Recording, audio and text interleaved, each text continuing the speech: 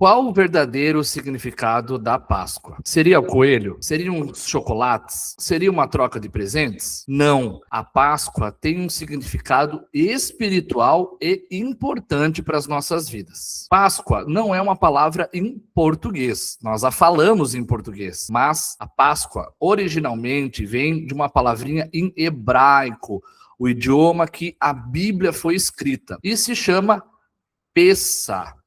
Pessa, traduzindo para o português, seria passar por cima ou saltar sobre. Isso faz menção ao momento em que os hebreus tiveram que passar sangue nos umbrais das portas para que o anjo da morte não passasse na casa deles. Então, o anjo da morte passou por cima dessas casas, livrando os hebreus da morte, trazendo libertação e vida para os hebreus. Páscoa, na sua originalidade, era uma refeição, como um memorial. Aquela refeição deveria ser feita todos os anos, como um ato memorial daquilo que Deus, o Deus de Israel, fez pelo povo hebreu, trazendo libertação para eles. Se você ler na sua Bíblia, em Êxodo, capítulo 12, verso 5, diz: o cordeiro ou cabrito será sem mácula, sem defeitos, um macho de 1 ano, o qual tomareis das ovelhas ou das cabras. Essa refeição, chamada Pessa ou Páscoa, deveria ser com um cordeiro sem defeito.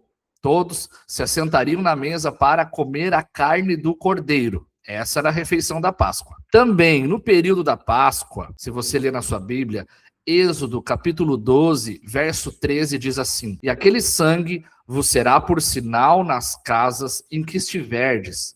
Vendo eu, o Senhor, sangue, passarei por cima de vós, e não haverá entre vós praga de mortandade, quando eu ferir a terra do Egito. Ou seja, Deus olhou para a casa dos judeus, que temiam ao Senhor, que amavam o Senhor, e que eram fiéis ao Senhor, e trouxe livramento do juízo divino.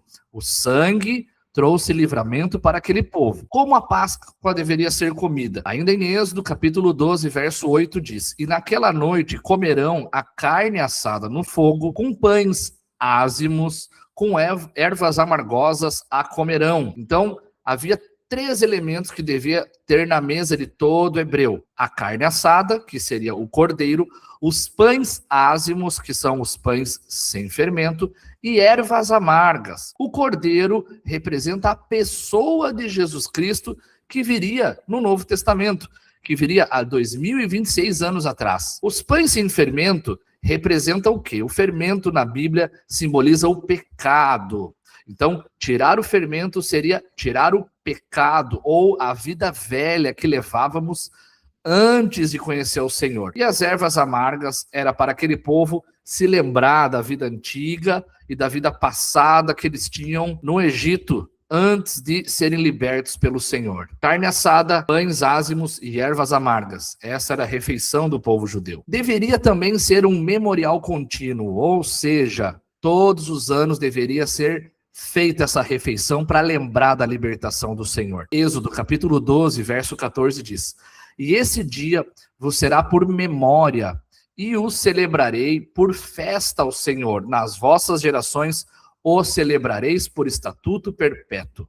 A Páscoa, como Deus ordenou, deveria ser celebrada todos os anos, para sempre, para que se lembrem daquilo que o Senhor fez pelos hebreus. Resumindo a Páscoa no Antigo Testamento: libertação de escravidão, livramento através do sangue e um ato que precisava ser sempre lembrado e vivido pelo povo.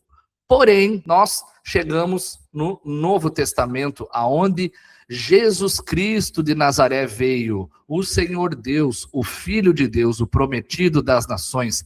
Jesus, ele é o verdadeiro Cordeiro perfeito, que é a nossa Páscoa. Jesus, como foi dito por João, em João 1:29, eis o Cordeiro de Deus que tira o pecado do mundo. Quando Jesus foi visto, ele foi comparado ao Cordeiro de Páscoa. Em 1 Coríntios, capítulo 5, verso 7, diz: Cristo, nossa Páscoa, foi sacrificado por nós. Paulo chama de Cristo a nossa Páscoa, aquele que foi o Cordeiro que se entregou por nós.